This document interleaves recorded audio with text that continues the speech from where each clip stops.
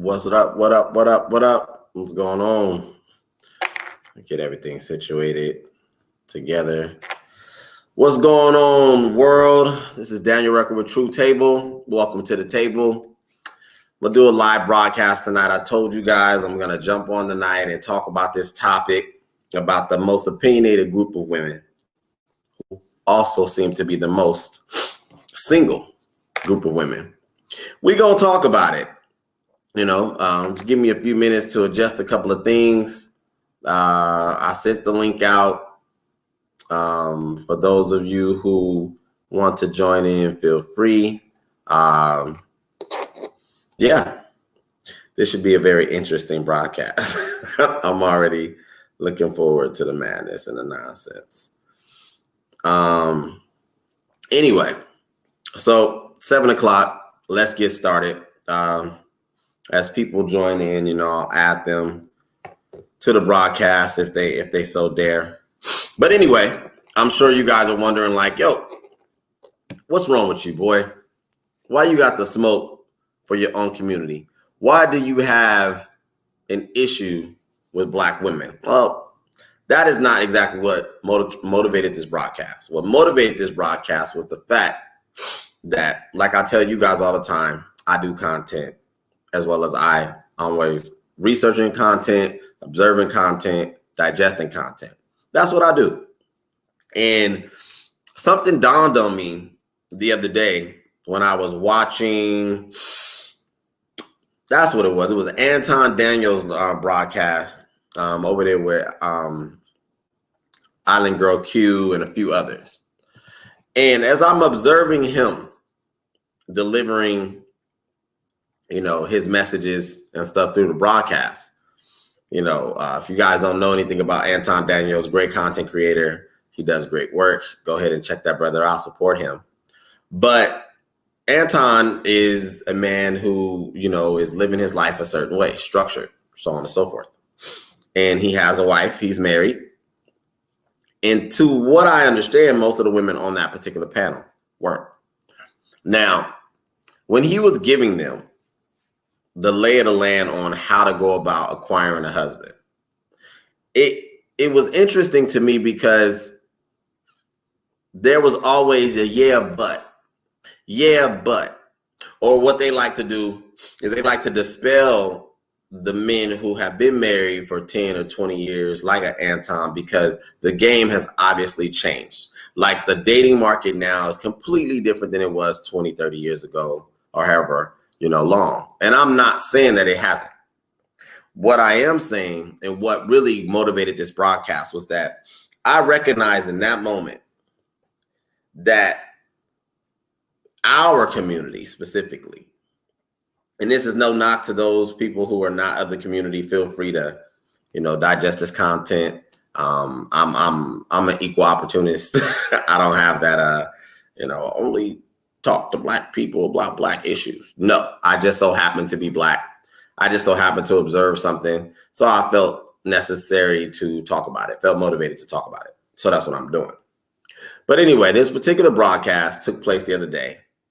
And as he was explaining to them, to the women, how to go about successfully acquiring a man, investing in a man, and positioning yourself as a single woman trying to accomplish the title, the position of wife. This is how you do it. Overwhelmingly was met with pushback, static, resistance, bad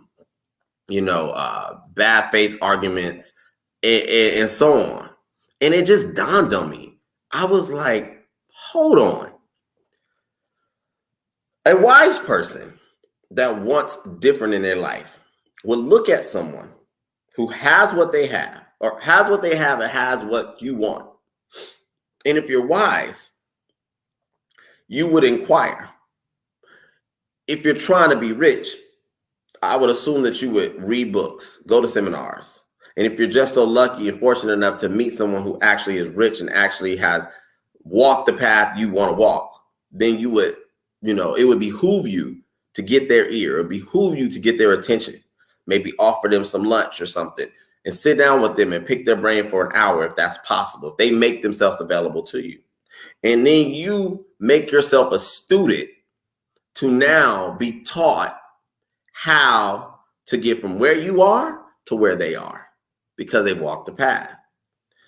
Here was this man who's in an active relationship now, who displays his life in a way that seems to be on the up and up, legit, happy, successful, focused, all of the above. And also showcasing his relationship and telling those single women, this is how you go about doing this.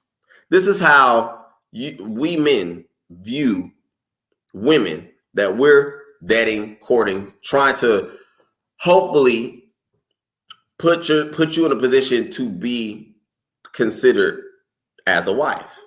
Now, what the interesting part about what he said, and it was like, and I was like, I got to talk about this.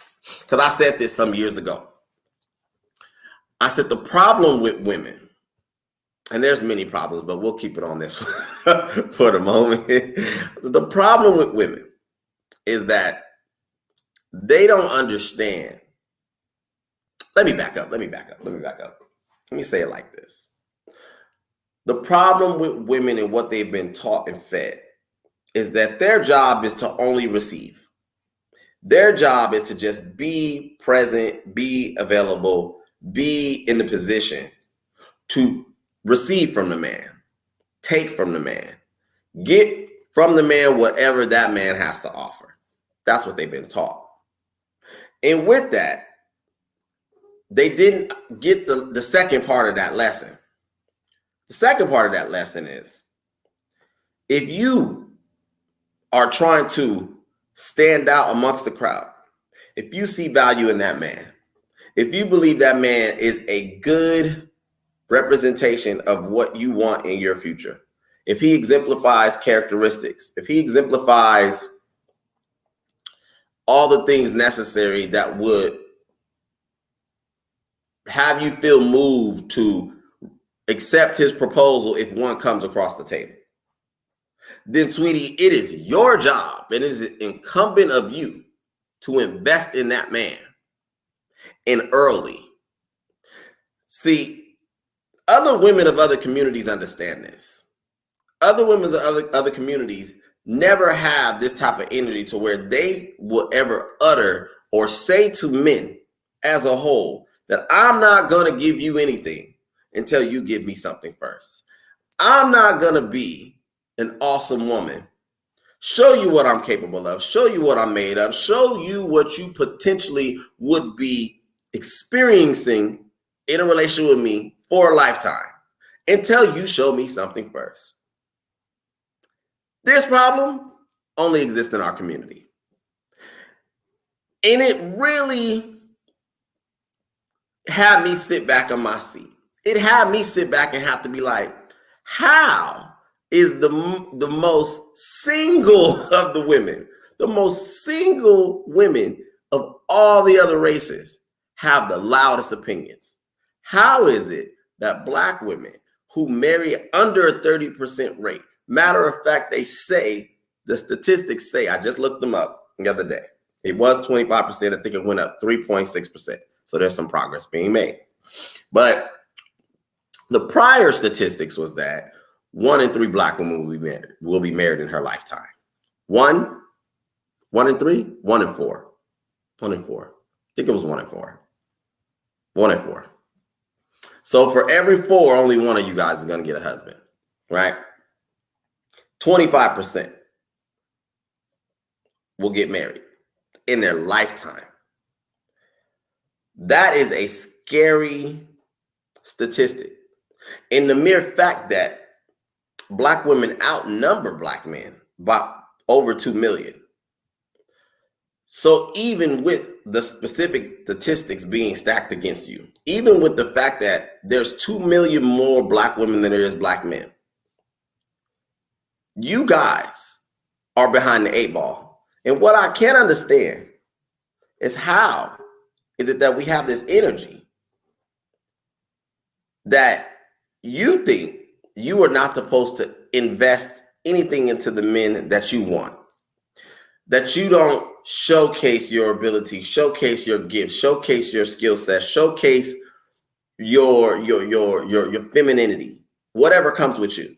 You think that a man, any man, but most of you guys want quality men. So let's go ahead and talk about that. You think that a man that is better than you in every measure of the word is going to somehow, some way subject himself to subpar treatment or mistreatment, to disrespect, to overweight, to someone else's child, because Black women overwhelmingly are single mothers, overwhelmingly, like over 50%. It's craziness. And it's a whole epidemic, and we've talked about this. But you think that a man that's better than you in every way is going to subject himself to subpar treatment? Chick, you're crazy. That makes absolutely no sense. The issue with this whole narrative, this whole idea, is that the Black women who are actually married, the Black women who are living successful married lives right now, the Black women who have done the work, the Black women who have went and sacrificed and got it out the mud and, built alongside their husbands and, walked the path, got the ring, got the husband, got the house, got the status, got the kids, and is now 10 years, 20 years, or 30 years in. Those women are 9 times out of 10 hard to find. Maybe it's because they're too busy living their life and they're happy. Maybe it's because they're too busy actually doing this thing. And they don't have time to jump on panels and talk about what a man has to do and what a man has to be and what they're not going to do and how it's going to be. Who knows? But what was disturbing to me about this broadcast and what motivated this particular show tonight was that I can't wrap my mind around how the least married group of women have the loudest opinions. Where is the humility? Where is the energy and the mindset, the spirit, the hunger of getting along with yourself, your cliques, your groups, and maybe, just maybe, counseling with the very women who were either in the community doing this successfully, and I would even say, if you really want to be bold, if you really want to shake things up, if you really want to get it spicy, go outside the community and figure out how they do it. But see, you know why that's going to be hard for most Black women? I'm going to tell you why. It's my assumption. This is my outlook and what I believe it to be. See, I think, and I firmly believe, a lot of Black women talk a lot. They say things. And some of these things even sound good. Some of these things even become catchphrases. Some of these things have become move culture. Some of these things have been propagated and become, phrases that most people use. And sometimes, because of the coolness of the verbiage and the vernacular, sometimes the bravado, no one stopped to ask, but what do you mean? Or is what you're saying fruitful? You need an example? I'll give you an example. The terminology, which I hate, by the way, and I'm not saying Black women coined this phrase. I've heard it echoed amongst the masses, but I know Black women use it too. So for the sake of this broadcast, he wants to have his cake and eat it too. If that ain't the most contradictory term known to man, I hate that. I hate that phrase. Because what it entails is you're saying that a man should not desire the thing that he wants and then also want more. It sounds good, I guess, because people say it. But no one ever asks what that means. No one ever questions what the heck does have my cake and eat it too mean? Because to my understanding, if someone buys you a cake, you buy yourself a cake, you receive a cake, there's cake. Most people don't get cake, put it on a plate, just stare at it and appreciate the cake from afar. Most people If they get the cake, get any level of cake, they can indulge on the cake. That's the whole point of the cake. So anyway, my theory behind why a lot of Black women do a lot of distracting. See, when you got a group of women who can talk, who are savvy, who are educated, who are witty, who are quick on their feet, and they can even sometimes maybe potentially convince you that they really don't want to be in relationships or married. Or if they're not saying that, they're saying that they'll only do it under these conditions. And then you start sitting back like, you know what, that sounds good. I may actually believe her. She may, she know what she's talking about. And then over time, it's repetitious. You hear it from a multitude of Black women. Now, I would think that if Black women were smart, after a matter of time, you will start to see that there's something off, there's something wrong.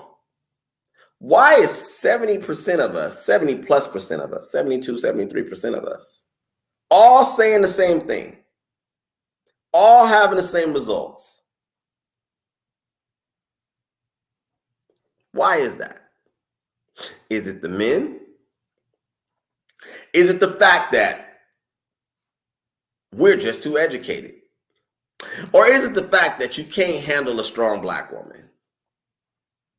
Or is it the fact that you don't want to be held accountable? You don't know nobody to check you. Essentially can't handle a strong Black woman. I have a theory, I have a thought, I have a way of looking at this, because the one benefit I've gained out of dating women, and a multitude of them, different walks of life, different demographics, you name them. I've had a very active dating career. Amongst me doing this, I wasn't just dating, I was gathering data, I was gathering information, I was observing what was occurring, what was happening. And one thing I stumbled across was when people tend to have a lot of excuses, you got to understand why they have excuses. And I think I've landed on why Black women have a lot of excuses on why they're not getting married. Most of them truly understand what it takes to do something long term. And I believe most of them know deep down in their soul that they're not really built like that. They're not equipped like that. And instead of admitting that they got to grow, instead of admitting that I have to be better, instead of admitting that to do this is going to require a different version of me, it's easy to say that it's the men's fault. It's easy to raise your standards so high that the man not showing up or the men that do show up don't qualify because your standards are so high. No, that's cap. Your standards are not high, sweetie. What it is that you're scared, you're terrified, because somewhere along the lines, you made some bad choices. Somewhere along the lines, you made bad choices, or your mama made bad choices, or your auntie made bad choices, your next door neighbor made bad choices, whichever, however. And over time, if you fail enough and you don't have grit and you don't have persistence and you're not built in a way that you understand that there is a purging process to getting to the next side, the next level through the valley, you give up. I did a TikTok earlier today and I touched on this briefly. And I was saying that I've discovered through my dating and also having a lot of female friends over the years, women are bad losers. What do I mean? When I say women are bad losers, I mean that they only tend to know how to assign themselves to something that has a high rate of guarantee, a low rate of failure, and to the point that they tend to even do this in every aspect of their life. See, when you present certain things to women, especially Black women, they immediately start hitting you with why it won't work. They immediately start feeding you with the propaganda. And then the cold part is, it's not even worldwide propaganda. It's not even nationwide propaganda. 9 times out of 10, is some cousin that they know in Tennessee, or some friend they had back in college, or the very few anecdotal experiences that they've had that have formed their entire belief system around this whole narrative that there ain't no good black man, or they can't be married, or there's no eligible bachelors. And then what tends to happen is that the media comes in and starts to help even further cultivate these deep grooves of insecurity, because that's really what it is. It's insecure. See, to become somebody's wife is the highest level of esteem a woman can ever achieve, especially if it's a man of value, especially if it's a man of status. Every woman knows this. But the problem is most black women, in my opinion, are already perceiving the relationship to fail before it starts. Why? Because the belief system is wired away that that's all they've seen is failure. So what does one do when the odds are stacked against you? Some people push harder. Some people build themselves to the level that's necessary to ascend and get past the resistance to their ultimate goal. But a lot of people quit. And quitting doesn't look like stopping. Sometimes quitting looks like stagnant lifestyle, and you make excuses.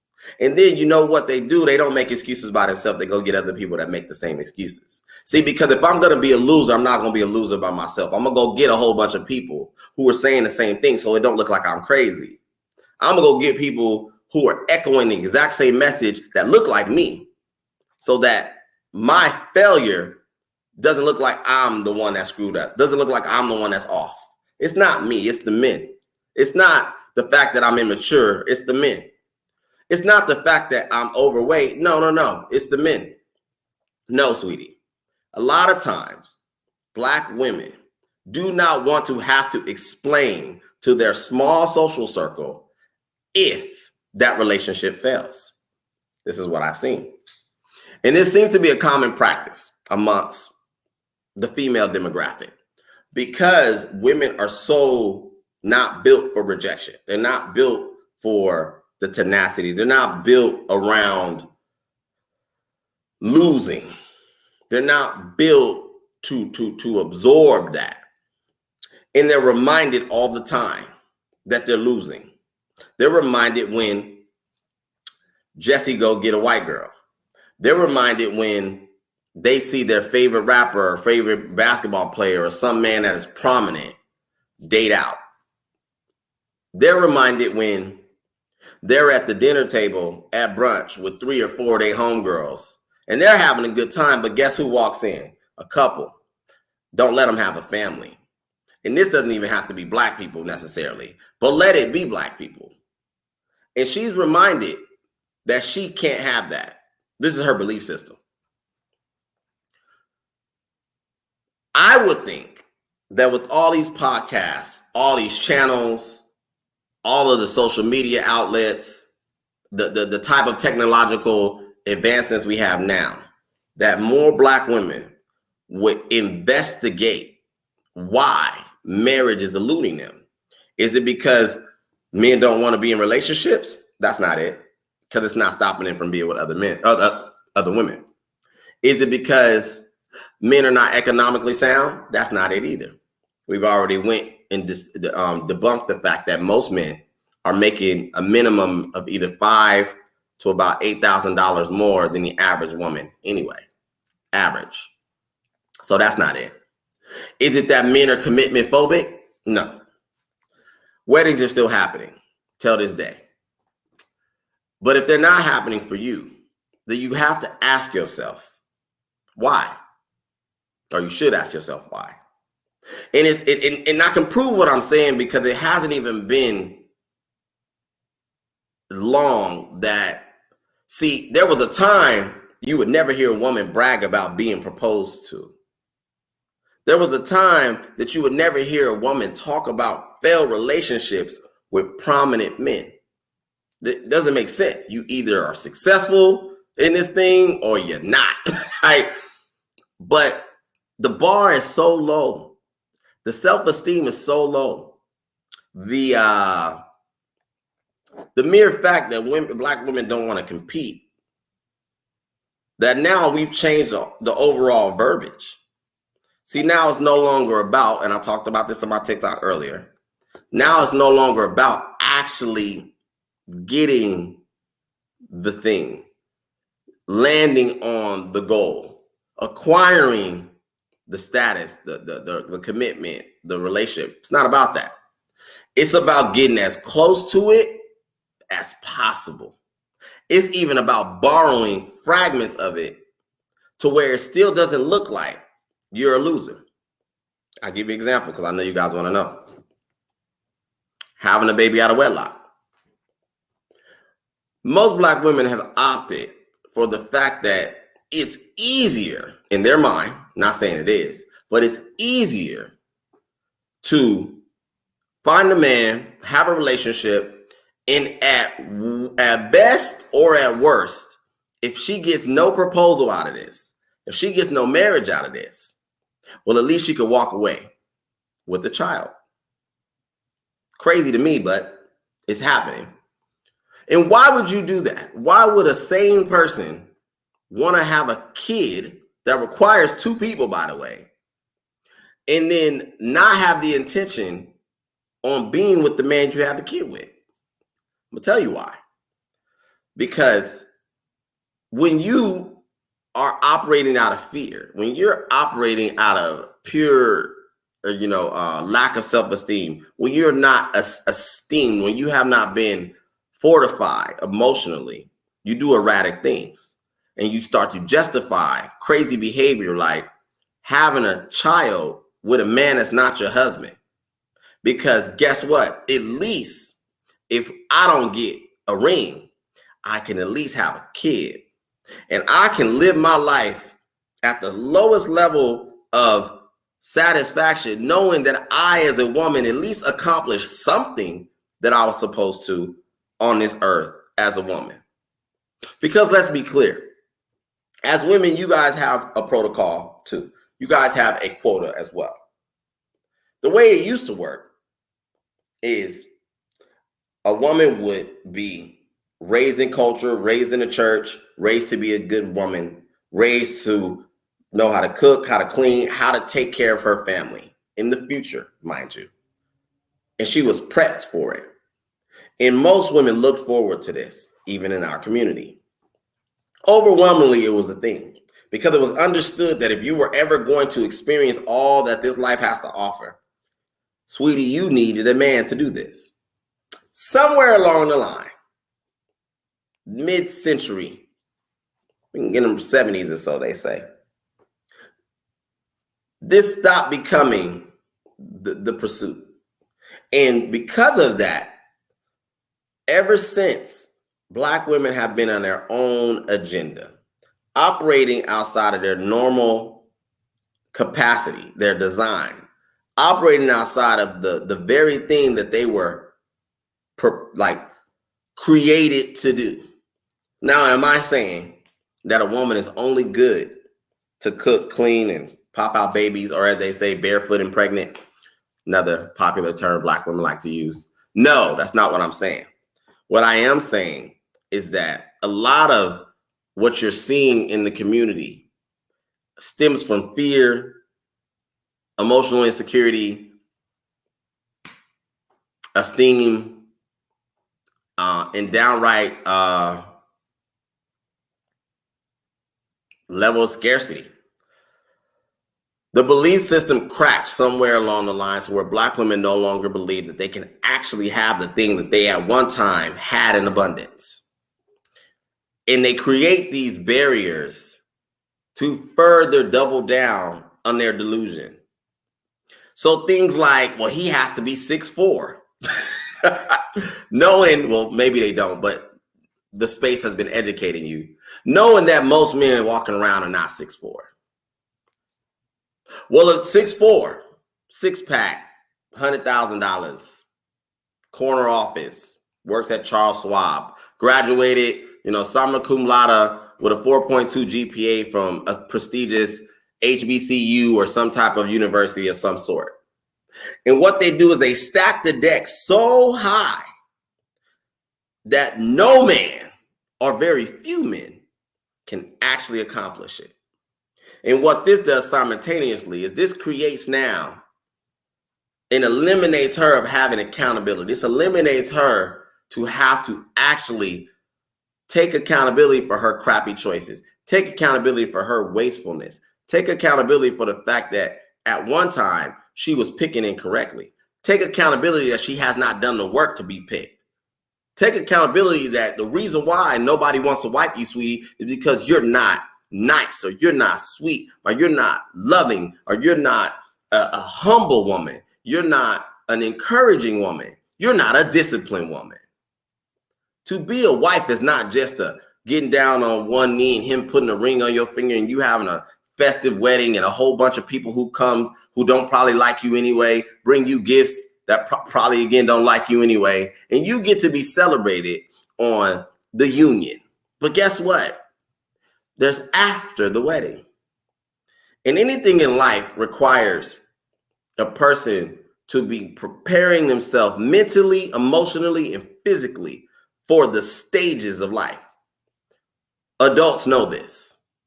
See, if this was not the truth, there would have been no reason to go from first grade to second grade, from second grade to third grade, from third grade to fourth, fifth, sixth, seventh, eighth, ninth, 10th, 11th, 12th, because you got to build to stuff, right? This is how everything works. So in life, it's the same thing. Black women have not sat down and did an honest assessment of their inadequacies, of the fear that they let run and control their mindset, their attitudes, their demeanor, their behavior. You know, I believe some of the energy some Black women even give off is to repel men, is to actually keep you at bay. My community does as well anyway. Bernie Mac, God rest his soul, used to talk about this. Black people talk about, I'm gonna blow this up and all that stuff. And you know, how we usually talk with a lot of bravado and a lot of, you know, pizzazz and whatnot. And I think that this is consistent in the speech patterns, because you see a lot of Black women do this. You see a lot of Black women create such a hostile presentation of a woman that most men wouldn't want. And I think it's strategic because, see, I believe most of them know, or at least safely assume, because I don't really believe they don't want men. I believe this is all cope. I think it's all cap. They talk about it too much. They give it too much energy. If Black women didn't want men, babies wouldn't continue to be born. If Black women didn't want men, there would be no reason to continue to throw on bikinis and, you know, document your life and, you know, all of the necessary things. If Black women didn't want men, there would be no talk of weddings or rings or any of those stuff, or honeymoons, any of that stuff. So it's all cap. The truth of it is, in my opinion, Black women know that most of them are not prepared to be anyone's wife because they have not done the work. Their fitness is all out of whack.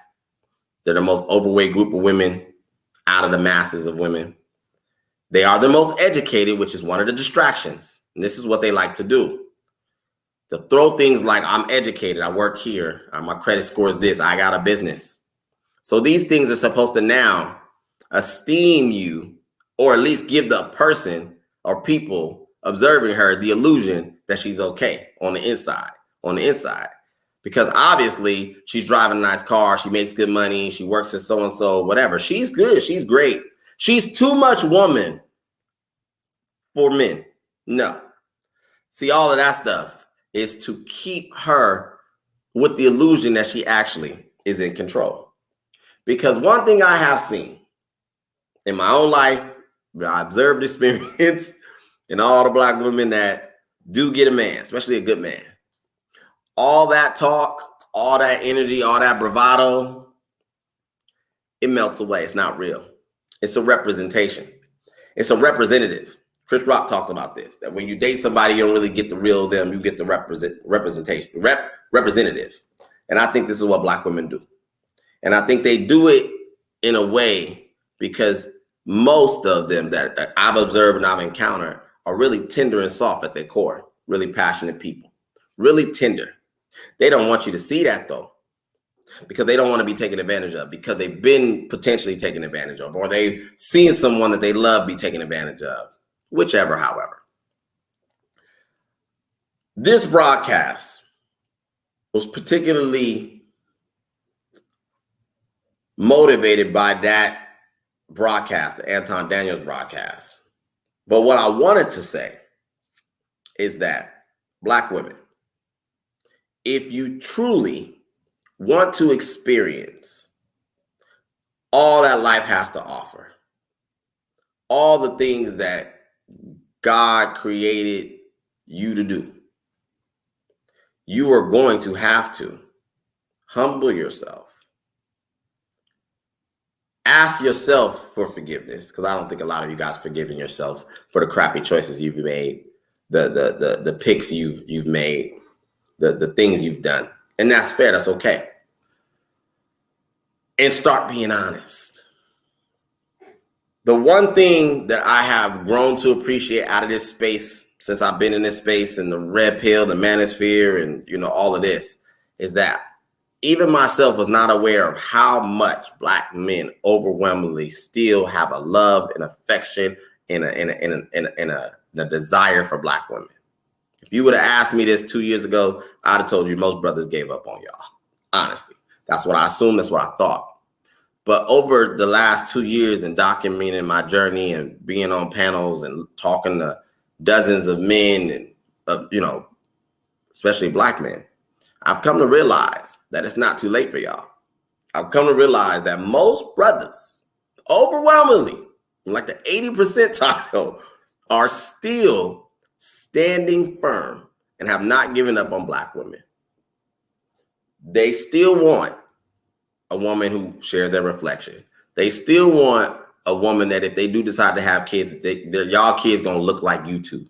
It's gonna be a depiction of that image and the representation of Black love and all of that. And you still have not heard, for those doubters who I know are listening, you still have not heard Black men in mass say, F Black women. We're done. We don't want no sisters. We don't need no sisters. We ain't got to have no sisters. You haven't heard it. In mass. And that overwhelmingly tells me that the door is not shut, the window is not closed, that the opportunity, if you are a woman who is wise enough, mature enough, humble enough to understand, you're going to have to grow, do some work, ask for forgiveness from yourself as well as from your men. And if you truly want a man, you truly want love, you truly want a life, you truly want all of that stuff, if you still believe in that, you need to stop playing defense, sweetie. Start playing offense. Start opening yourself up and listening to what the men are telling you. Start working on your fitness. Start digesting things into your spirit that are going to edify your actual development and your growth, expand your mind, and put you in the most positive position in your mind and in your emotions. Most of the reasons why I believe Black women have so much vigor, so much energy, so much animosity is because they're still angry about a number of things. And that's fair, that's fine. But where is it getting you, Black women? Where is holding on to the anger, the frustration, the turmoil, the letdowns? Where is it getting you? And don't tell me that the way you're doing it now is working better for you than if you had a man in your life that you love, respected, and honored, and vice versa, and y'all was doing this thing called life together. You can't tell me that it would be, you would prefer what you're doing now to what it could be. You can't tell me that. Because if you did not care anymore, you wouldn't talk and be asking questions to people like Anton Daniels and how him and Rita did it. You wouldn't be comparing yourself and putting up relationship goals for Beyonce and Jay-Z and not knowing them folks and all those things. You wouldn't do that. So it's cap. So this broadcast was to ask you guys a question, but also to hopefully encourage you and give you just some perspectives from a male's perspective on what I believe you should adopt and do. Because the black men are still waiting for you, overwhelmingly. And if you don't have somebody in your life, you don't got a man who loves, honors, and respects you, it's more than likely because you pushed him away and you're not opening yourself up to the possibility. Stop this cap about you want the man to be this and that and this and that. That's all fluff. It's all garnish. It's a facade. It's not real. Go get your men. Stop all this nonsense. Because until the shift from black women and them relaxing their anger and their frustration happens, the community is going to still stay at a divide. The community is going to remain in a state that it's in. The community is not going to move forward because black men overwhelmingly want to move forward with black women. Our community is the only community that gets entertainment right, sports right, swag right, fashion trends right. We're even doing our thing in business. But this relationship part, this right here, we ain't good at that. I don't know what happened. I don't know why that seems to be the key component, but I do know that in order to be in a relationship, a real one, a relationship of substance, a relationship that is worth the damn, it requires you to be always in a position of being a student, learning, observing, progressing, pushing, because a relationship is nothing but a reflection of what you either are or aren't. It's just that simple. If you're in a relationship, that person is going to test every aspect of what you either are or you aren't. Are you patient? Are you kind? Are you selfless? Are you giving? Are you supportive even when you're not getting respected? Are you committed even when everything isn't going your way? Are you still willing to honor and respect that man, whether he still has a six-figure job or doesn't? Because that's what every man wants to know, especially black men, but that's what every man wants to know. Is she going to still pick me, choose me, respect me, love me when the world is shaking beneath us? That's what they want to know. And until you guys decide to relax the nails, relax the daggers, and wave the white flag, we're going to continue to have this contention. So that is what I want to talk about today. We'll continue to try different aspects of this content. Did the live stream tonight. If you have not already done so, go ahead and hit the like button. Go ahead and subscribe. I hope you guys enjoyed it. I went a little long. I was hoping some people would come up, but we're going to continue to do it. Not a big deal. We're going to rock out. This is Daniel Rucker with True Table signing out. For those who did peep the content, and you have not already done so, go ahead and subscribe. I appreciate it. Until next time, you guys be easy. Enjoy your evening. Thank you.